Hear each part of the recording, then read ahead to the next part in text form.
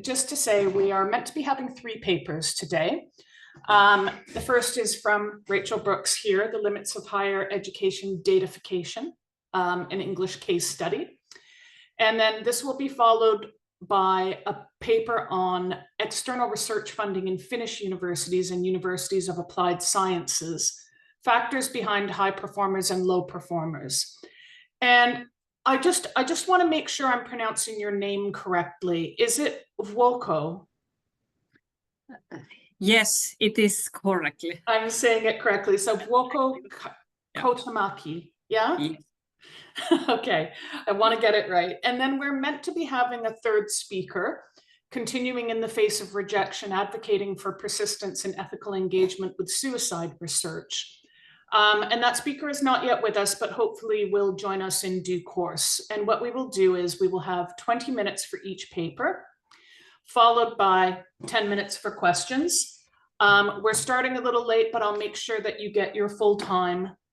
We may have to cut some of the questions a bit shorter in order to keep to time, because people do often come in and out of the sessions. Okay, so I will ask Rachel if she will begin, and we will learn about the limits of higher education datafication and English case study. Thanks, Rachel.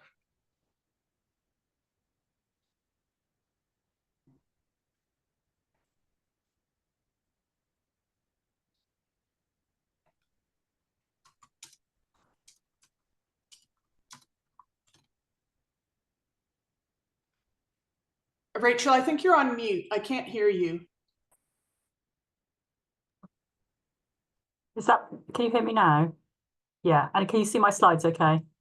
Okay, great. Okay, so I've changed the title slightly. So it's now Institutional Constraints to Higher Education Datafication and English Case Study. And I suppose, as I'm sure many of us are aware, that certainly within the UK, but in many other countries, I think, strong claims are made by policymakers and higher education leaders about the advantages brought about by datafication. So, for example, it's argued that statistics about student satisfaction with their degree programmes can improve the decision-making processes of prospective students, while data analytics and the data collected associated with that are held to help the shift to more kind of personalised learning. And so in this paper, I'm going to be drawing on a particular case study of widening participation to undergraduate sandwich courses. That's courses that have a work placement built into them. Normally it's the third year of a 4-year degree programme, to explore day-to-day data practices in English higher education institutions. And in doing so, I'm going to argue that despite the strong claims that are made about the advantages of making more and better use of data, in this particular area of activity at least, there were significant constraints that were operating which limited the advantages that can accrue through datafication. So first of all, just to situate that within, I can't move my slides on, why is that?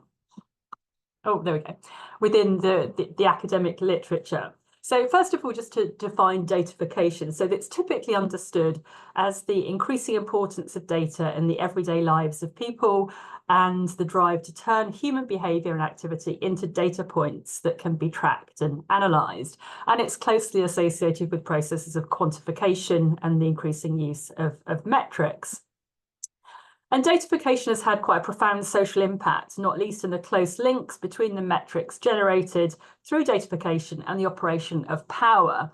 And Rachel, I'm sorry to interrupt. Is everyone else seeing the slideshow? I'm only seeing the top slide. Oh. And I'm just wondering if you need to click on slideshow as opposed to your... It is on slideshow and it's gone on to the second one of mine. Can I get some confirmation from someone else that it's my problem, or? I'm the same as you, Claire. I can just see the first slide. Yeah, so perhaps click on slideshow itself. It is on. So,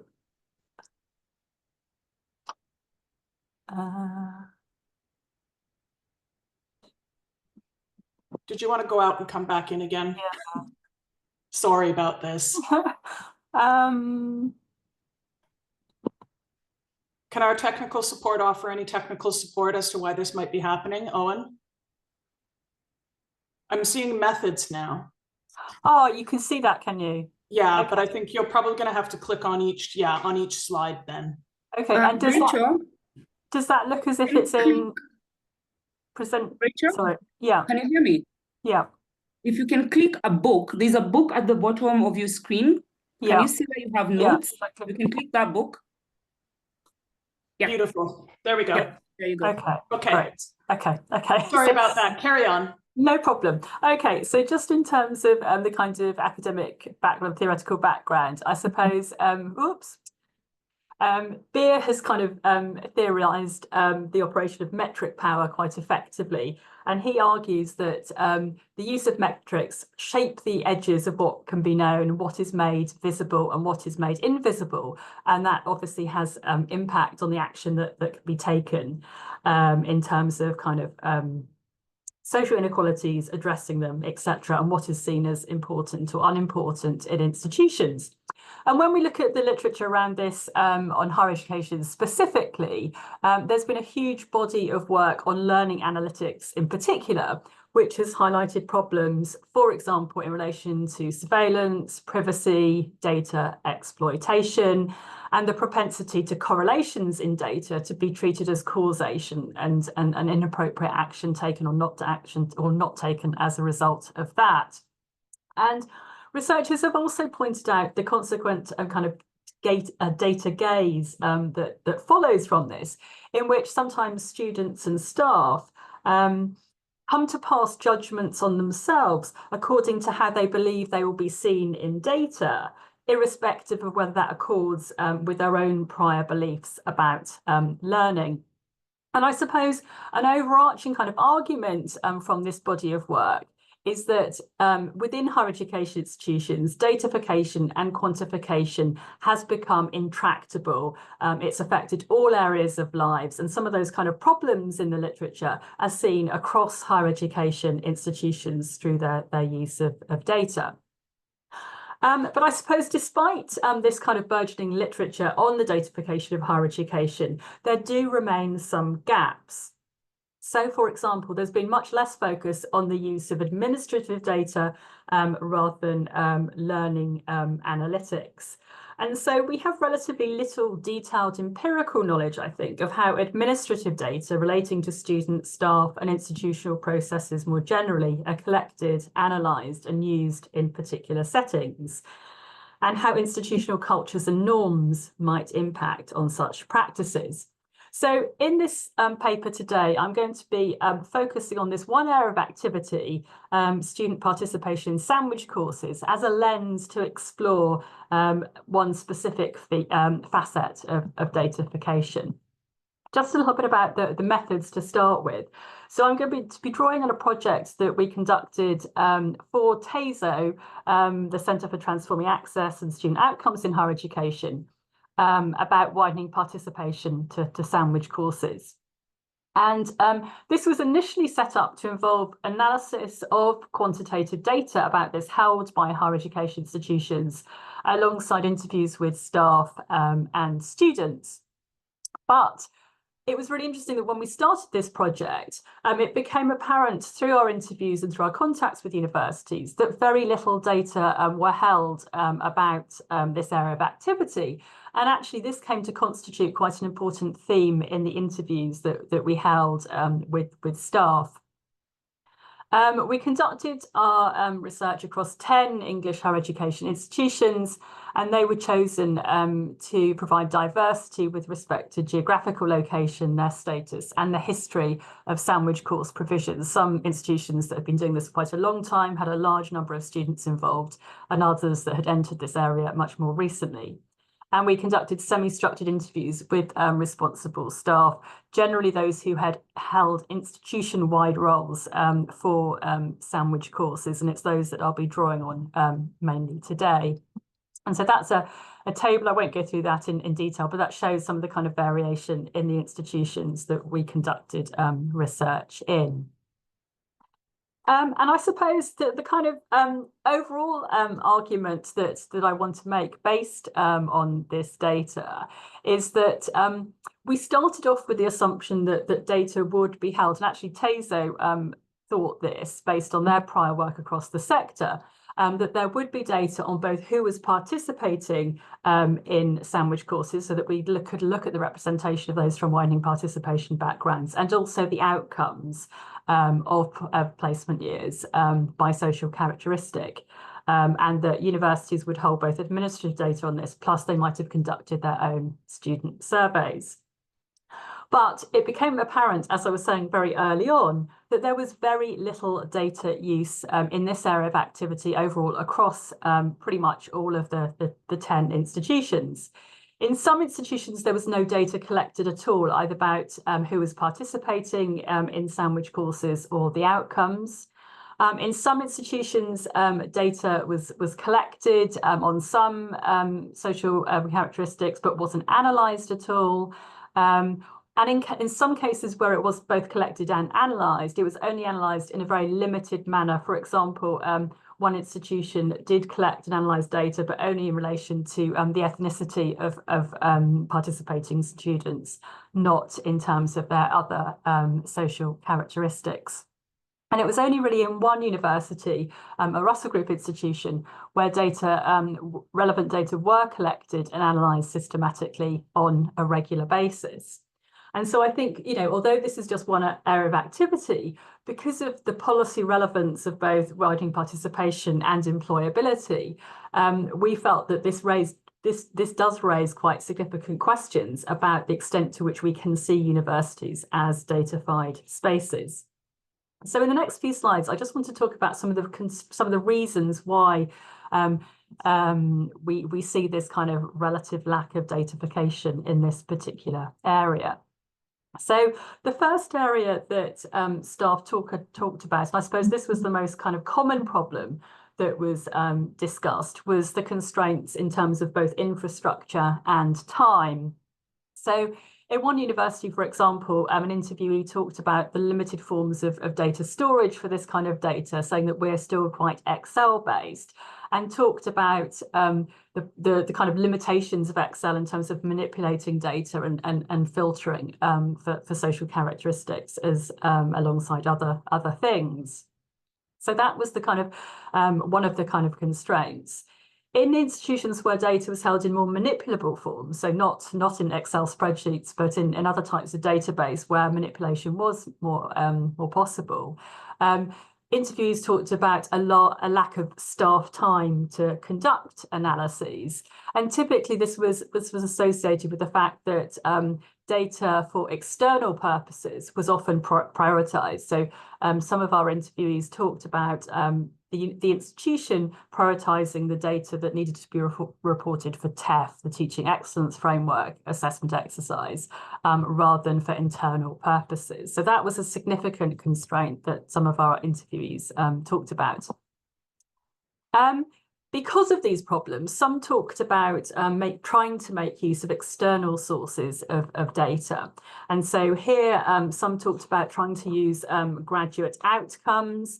This is a survey that the UK's Higher Education Statistical Authority conducts annually, where it looks at the destinations of graduates 15 months after they have graduated. Some thought that this was useful to compare the outcomes between students who had or hadn't taken a sandwich year in looking at those graduate outcomes. But again, I think people felt that actually this process was pretty limited. So again, people talked about insufficient time to analyse that data with respect to student social characteristics. And some talked about the kinds of inherently problematic nature of the data. So one institution, for example, talked about how their students who had taken placement years typically had much stronger graduate outcomes, but they couldn't be sure that correlation, that was not just a correlation rather than a causation. So perhaps, the students who would have gone on to get kind of, good jobs anyway, being the ones who are more likely to take placements. So that was kind of seen as a further constraint, the fact that they couldn't actually make make much use of potentially relevant externally produced data. And then the third constraint that people talked about was, I suppose, the wider institutional culture in which they were operating. And in particular, some of our interviewees talked about an institutional aversion to risk, which minimised data use. Since the introduction of the GDPR, for example, and other regulations, institutions not wanting to take any risks with students' personal data. And sometimes our interviews talked about how this led to a tension between staff on the ground who wanted data to improve the efficacy of their level of activity, and university leaders who took a very conservative approach to data use because of what they perceived to be risks and reputational risks that also might be associated with that. And I suppose a further aspect of institutional culture that fed into this was, I suppose, power relationships between different stakeholders. So many of our interviewees talked about how where data was held centrally, how their requests for it or their requests for analysis to be run on it could be turned down by others in the organisation. And I think this did reveal kind of the relative lack of agency accorded to those kind of mid-level staff in charge of running these sandwich programs in both accessing and manipulating data. So I think that led us to kind of a number of conclusions when we're reflecting on our research. I think, first of all, the fact that the area that we were looking at, so an area that brings together two policy priorities, the priority of widening participation to universities and ensuring widening participation students succeed on their degree programmes on the one hand, and employability on the other, the kind of, government and universities concerned that students do make good transitions into the world of work. The fact that, in an area that brought both those together, we saw very little data use does seem to us to kind of raise questions about, whether we should be arguing that universities are these datafied spaces. And it does seem that this particular area is largely untouched by the kind of intractable datafication that's sometimes discussed in the literature. Secondly, I suppose, within the literature, there's been an argument about higher education staff and students lacking agency in relation to reshaping data practices. So the kind of, what is actually done with the data. But I think our research also reveals that there are also a kind of a lack of agency in issues related to data access too. So even at a more kind of basic and profound level.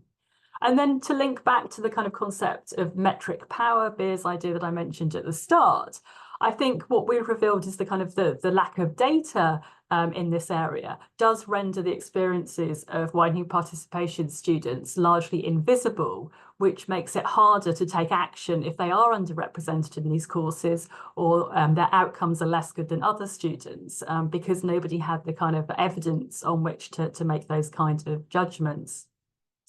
I think our research also says something about differentiation across universities. Although I've talked in very kind of general terms about patterns across the data set, we did also see differences between universities. So the one university that was able to run a more systematic analysis looking at social characteristics was one of only two Russell Group universities in the sample. And typically we saw that the larger the university and its resource base, the more able it was to collect and or analyse data in this area.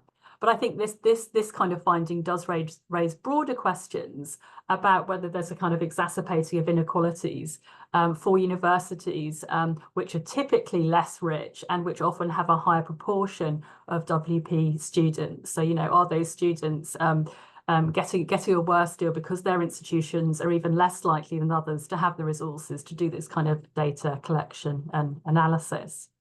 And I think we would suggest that we're well aware, I suppose, of the arguments about all the problems with metrics, some of which I've alluded to earlier, and we certainly don't argue that they're kind of problem-free in their use.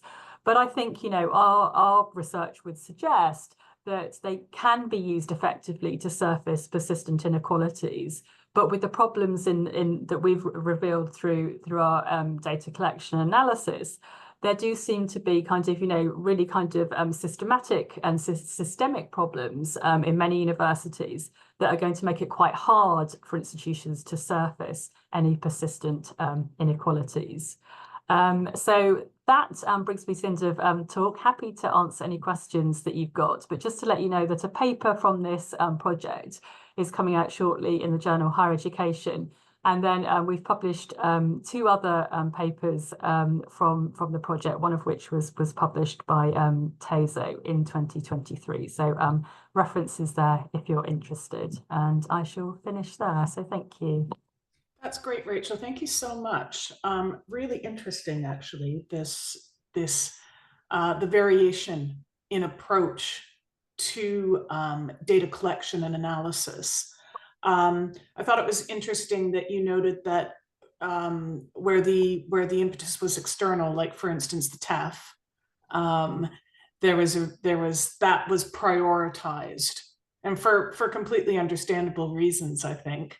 But do you think that the lack of resource is obviously an issue that you've outlined, but is it also a matter of valuing data?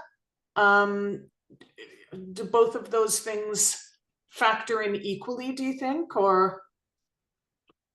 So I suppose most of our interviews talked about a kind of a tension, that there was quite a lot of rhetoric about the importance of data, and certainly, the importance of having good quality data for, external reporting purposes, to do well in the TEF, etc., etc.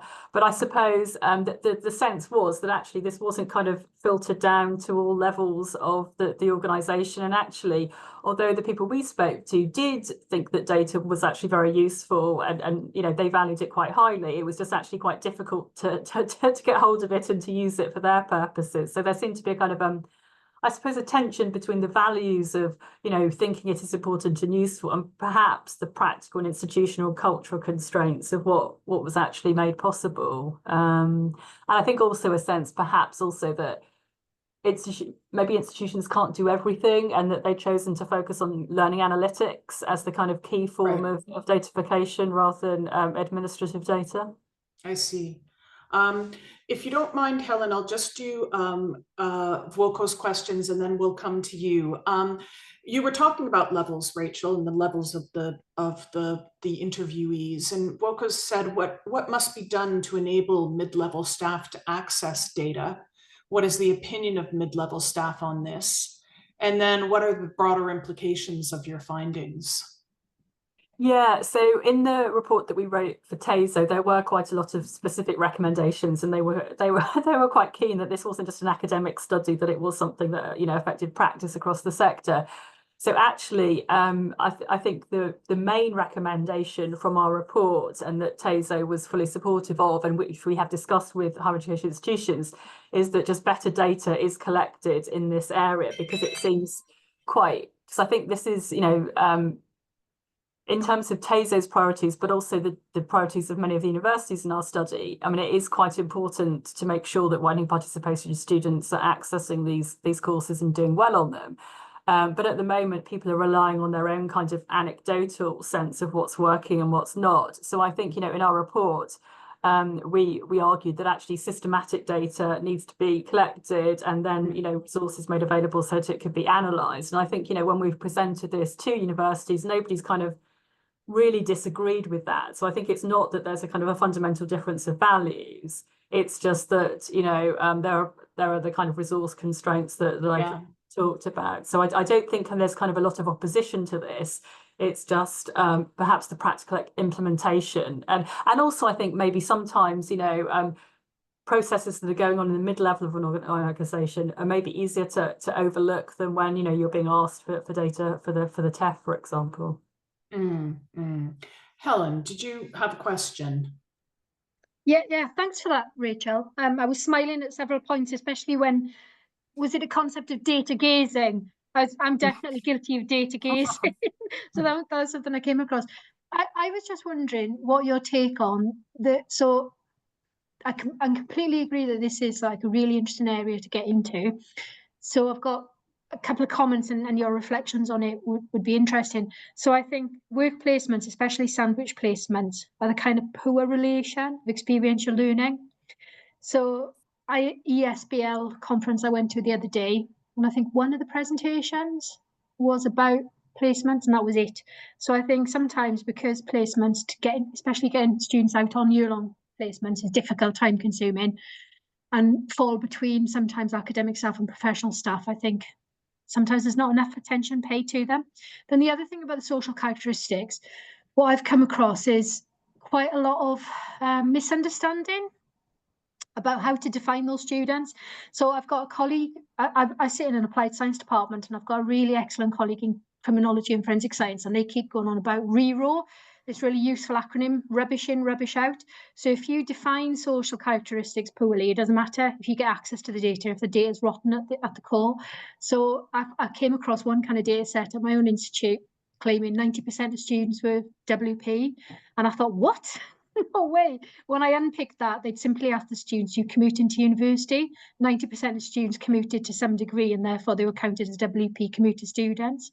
So I think this is a really important area, but I think there's kinds of issues with the data on many levels. I don't know what your take on it is. I'm not disagreeing with anything you've said, and some things are very, very thought-provoking, but especially when it comes to, all the constraints and the resource challenges at the moment, I've not got high hopes. Please be more optimistic than me.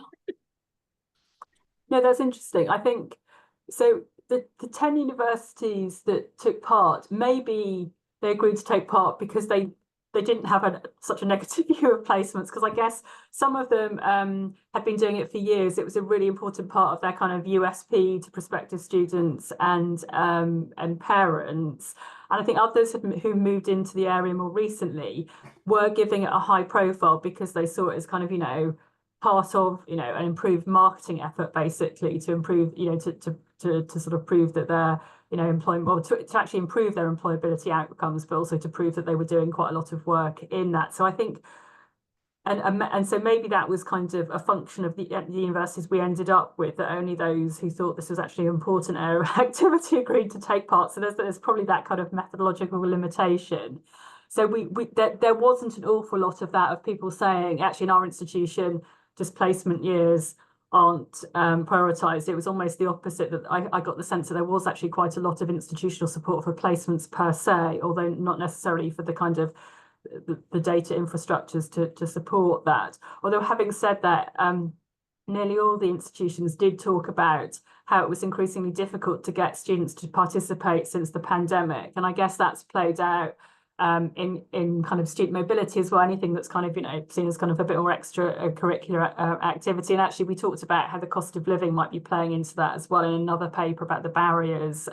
So anyway, I think universities were aware that it was a declining level of activity, but actually most of them, as a result of that, had been trying to kind of, do more to kind of, stimulate interest. So that's on that point. And then your point about kind of defining social characteristics.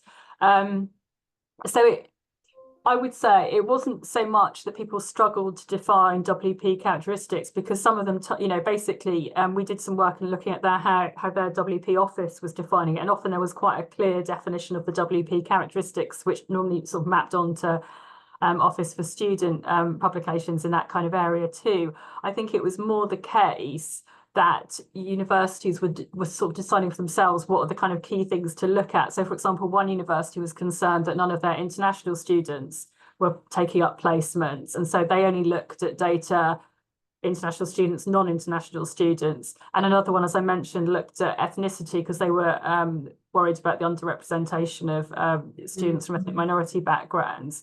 And it was really only one university where they had taken their institutional kind of categories for widening participation students and used that for data collection. So I think, again, that didn't come through in terms of kind of, a lack of clarity about what WP relevant social characteristics might be.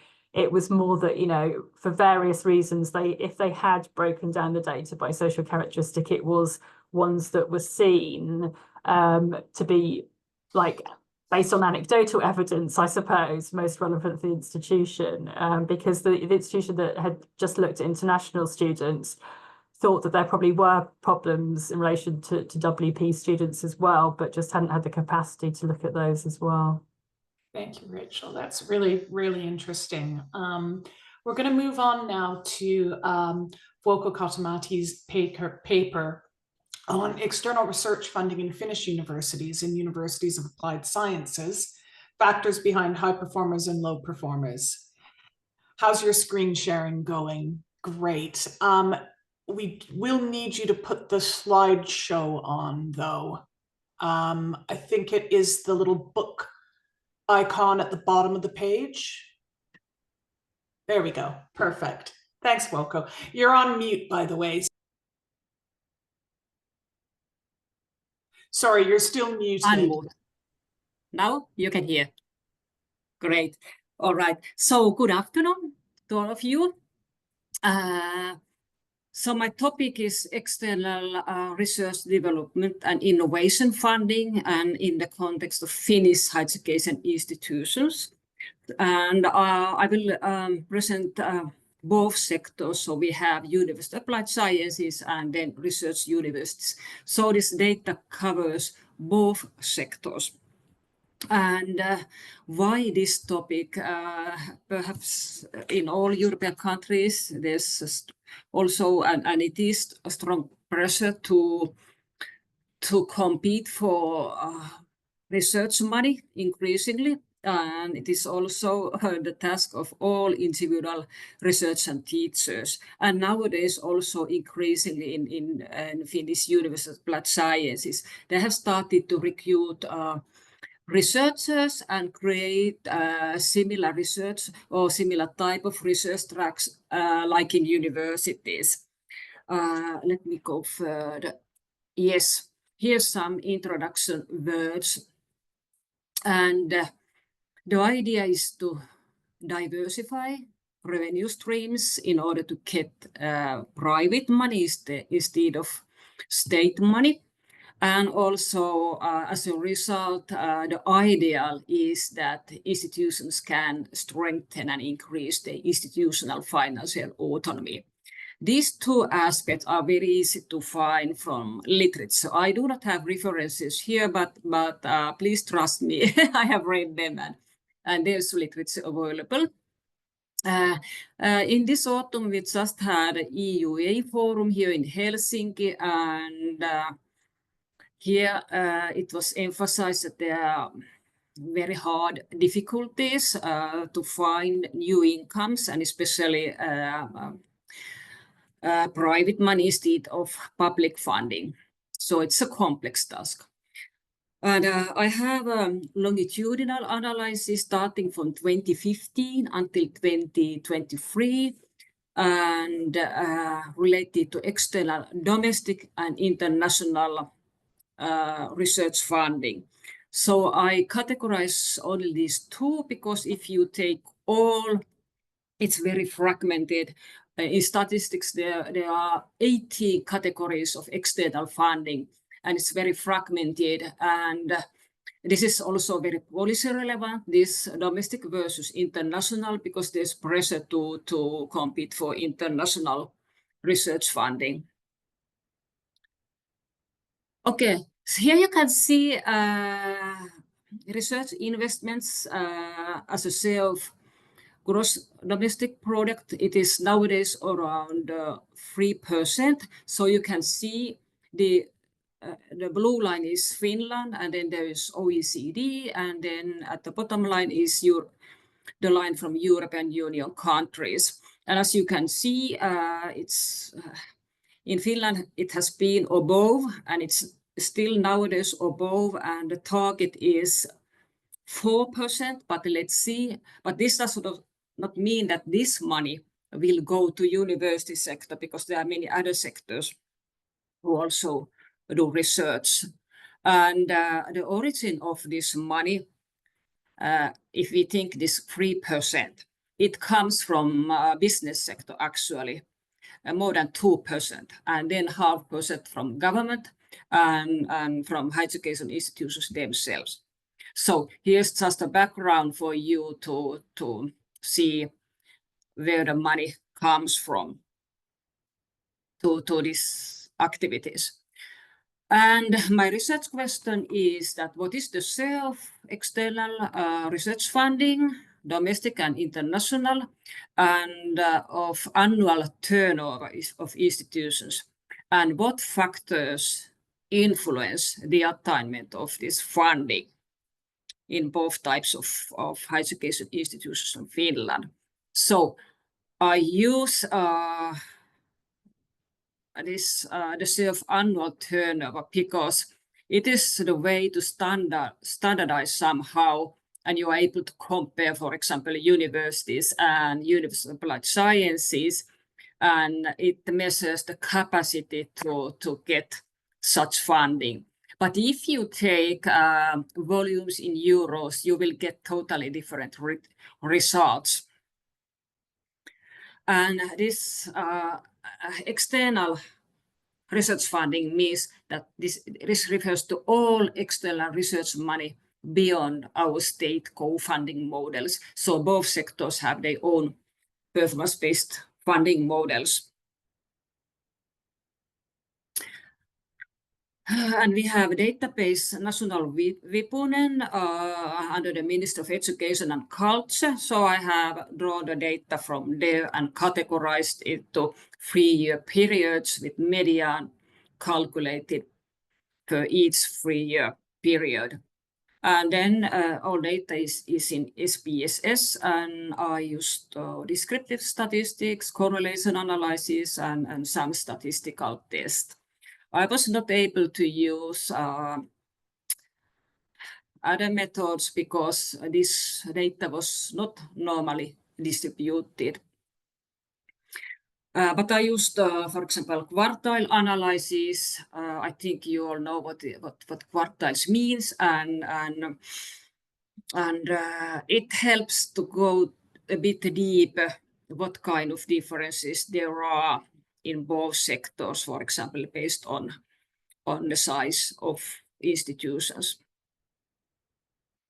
And let's say I connected this to resource dependence theory because I would say that nowadays it is one task of universities to compete for funding and obtain external money. It is just so, and especially from those private sources, it's a critical task. The idea is to guarantee your continuation of your operation and guarantee survival and stability.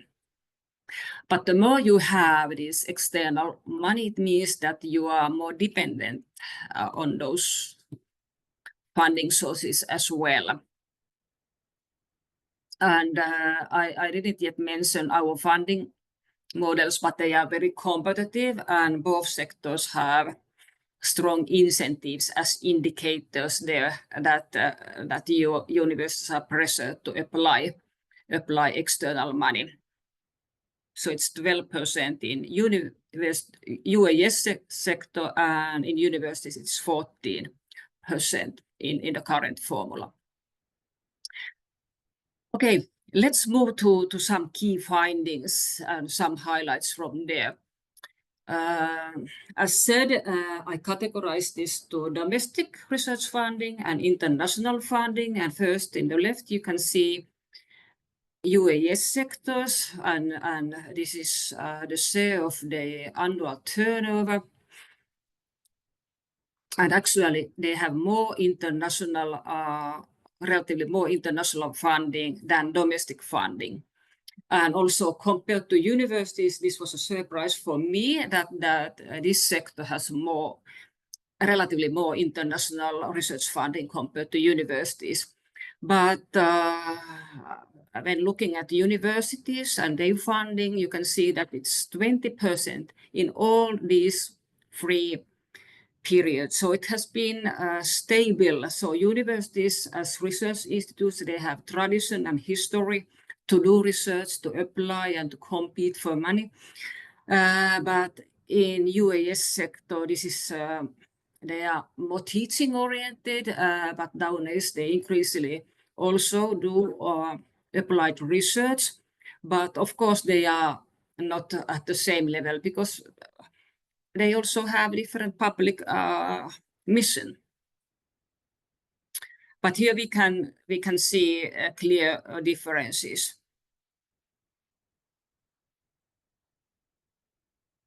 Yeah, and also tested it, and it's as we can see, university sector is they secure much more external funding, but the exception is international research funding. So the type of higher education institution is important. But if we take the size measured as student numbers, we usually believe that the bigger the institutions, the more you are able to get external money. But when categorized and making this quartile analysis, the result was that the best one belonged to quartiles 2 and 3. And actually quartile 1, the smallest, and quartile 4, the biggest, they have actually challenges in securing international research funding. So I think that this quartile analysis was quite useful in order to look at these differences in the context of the size of the institutions. And then STEM fields, and also measured as a number of students in this field, and I made a Kruskal-Wallis test, and so there were differences between different quartiles in the university, in domestic funding, international funding, and in total external funding. So but in university applied sciences sector, the major difference was there in international research funding, and also, of course, in total research funding. So it seems that this is connected to the study fields and the number of students you have, is the share of external money. Here's a bit complicated. This is a picture. So there are these small balls. Blue ones are university applied sciences, and the red ones are universities. So it's quite scattered. But the higher the ball is, and you can see here that universities are able to get relatively more money, and then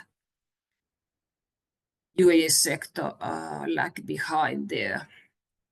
But there are a couple of let's say 4-3 that are able to get more than 20% of the annual turnover. But quite scattered this overall picture. And then PhD holders. There was a statistical data collection difference between these two sectors, because the statistics, there's no research category in the UAS context. Only universities were categorized as research and teaching staff.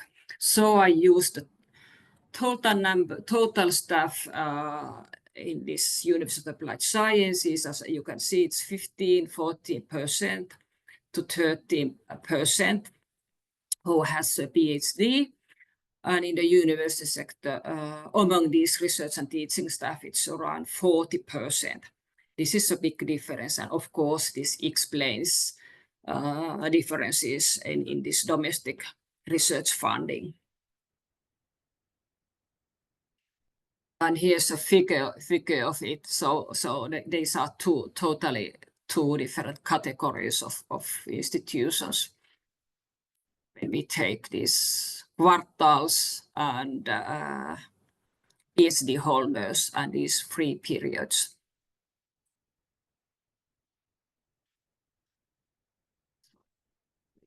something. Let me see.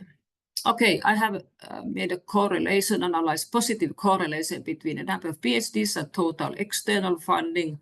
And actually, this was surprising in the University of Applied Science context. It's a negative correlation.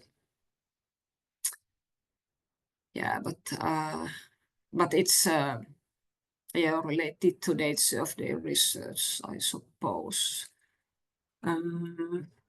And I also, this gender aspect is very interesting, and as a measure, I used the volume of working hours divided to women and men. And as we know, in STEM fields, there are more men than women. And in this way, this was gender-related issue as well. So between universities and University of Applied Sciences and gender dynamics, it operates a bit different way, but it's related to STEM study fields.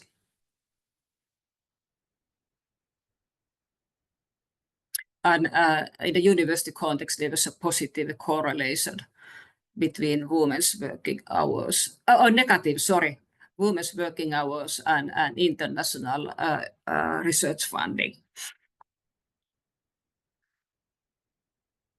I do not have a location here as a variable, but I have studied it that it seems if University of Applied Science is located in the northern part or eastern part of Finland, so they are able to get more European Union funding. So that's a difference, but I didn't take it here. So I will now move to concluding remarks. So absolutely there are sectoral differences in applied research funding, and university sector seems to acquire domestic research funding primarily, and this UAS sector focus on international research funding and institutional size, quartiles 2 and quartile 3. So it's beneficial to higher education institutions in both sectors. And also the STEM focus, it's important. So the more you have STEM students, the more you will have research funding. They are connected. And STEM focus and gender representation, they are linked. But this is something we need more research, but it seems as this is gender and research funding and science policy and research funding. There are many issues that need further research in the context of Finland. But as I started that the idea and the policy goal is to get private funding, but based on these results, public funding dominates, and diversification to private sources is a big challenge. And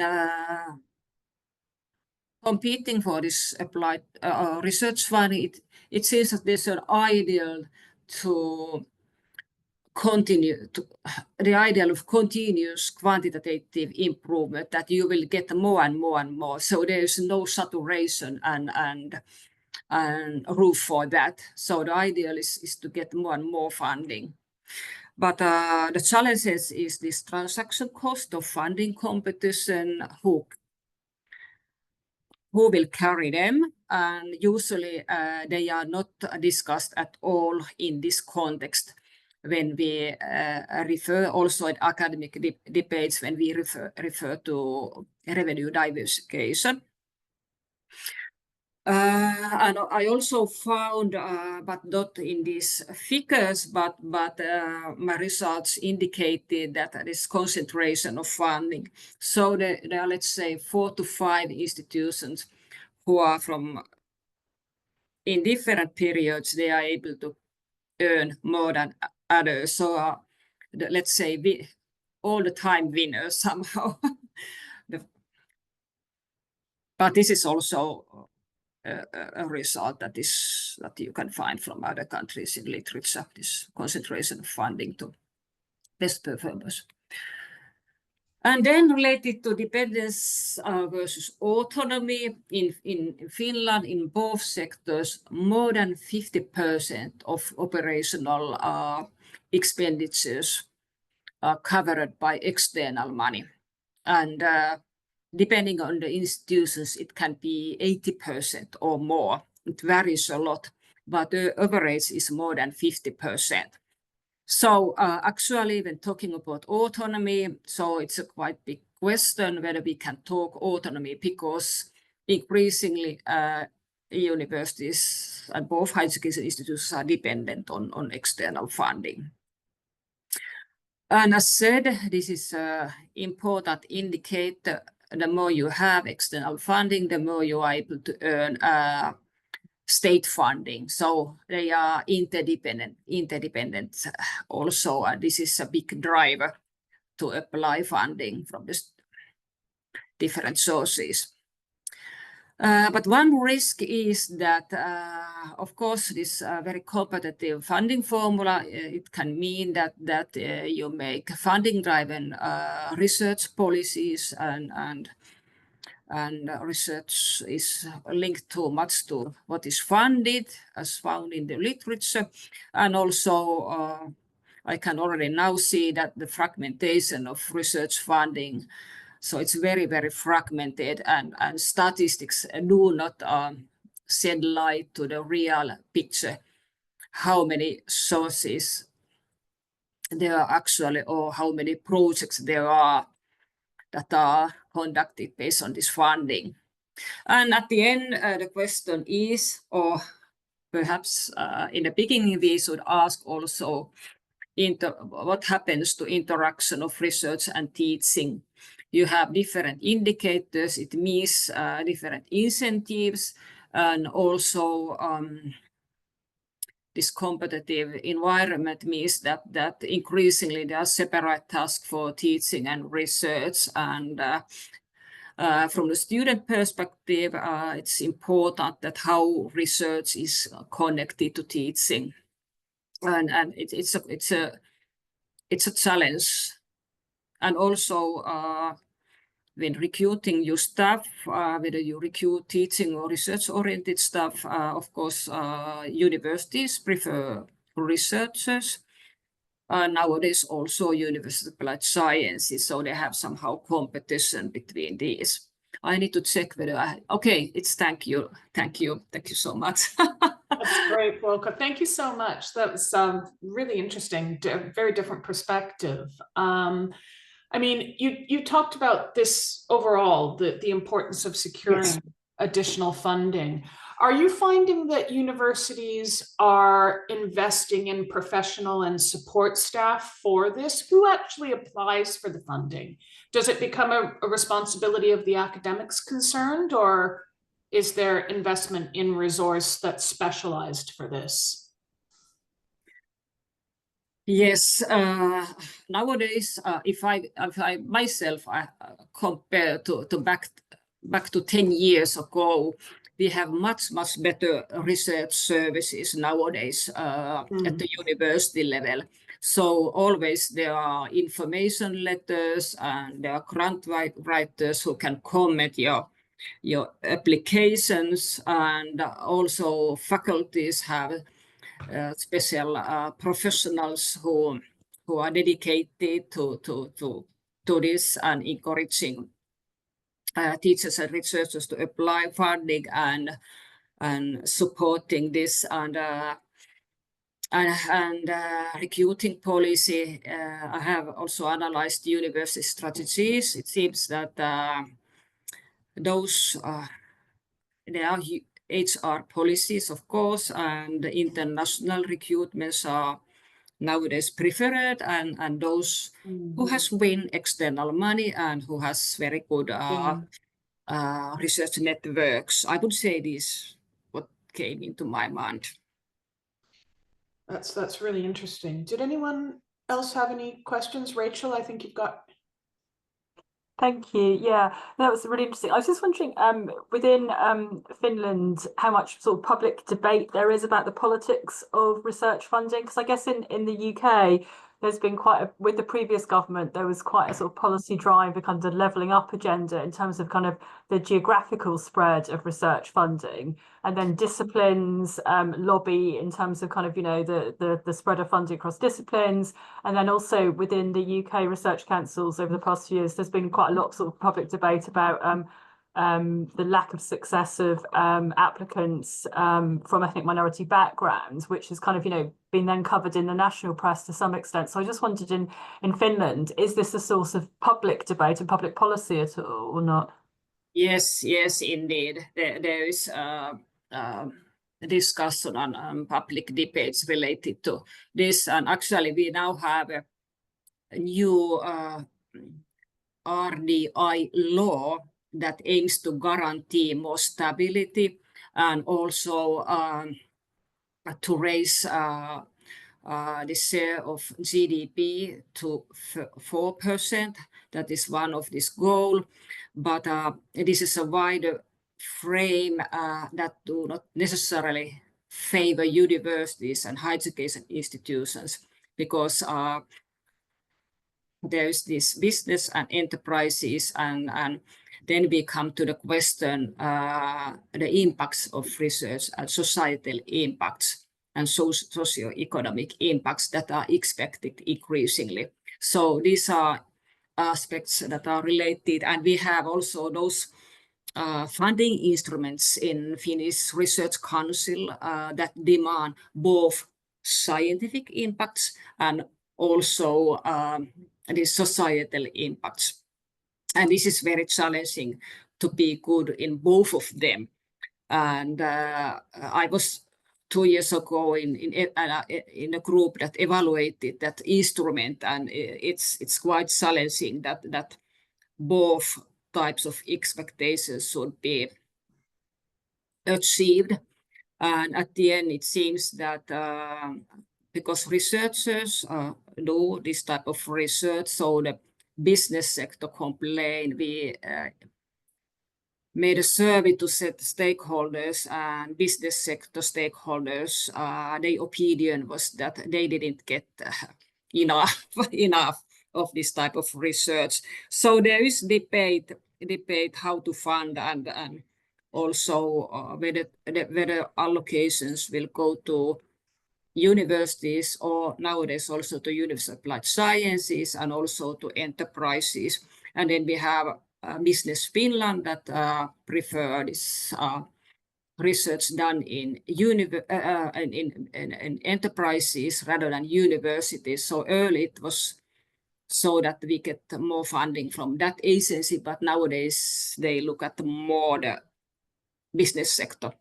So there are several aspects, but and the social impacts is one very important policy issue, how to measure and how to recognize and how to indicate it, and yeah, these type of things. Well, thank you very much. Again, two really interesting sessions there. We were meant to have a third speaker, but I'm not quite sure what's happened to the speaker. I hope they're okay. We've tried to check in with them, but we haven't received anything. So what we're going to do is just put up a slide to tell anyone who comes in. But it remains to really just thank Volko and Rachel for these sessions. And I guess we can go for lunch early if we don't have our third speaker. The lunch is meant to start at 1:15, but there are also some network sessions that will be taking place at 1:30. So please join us for those. And our second plenary will take place at 2 o'clock.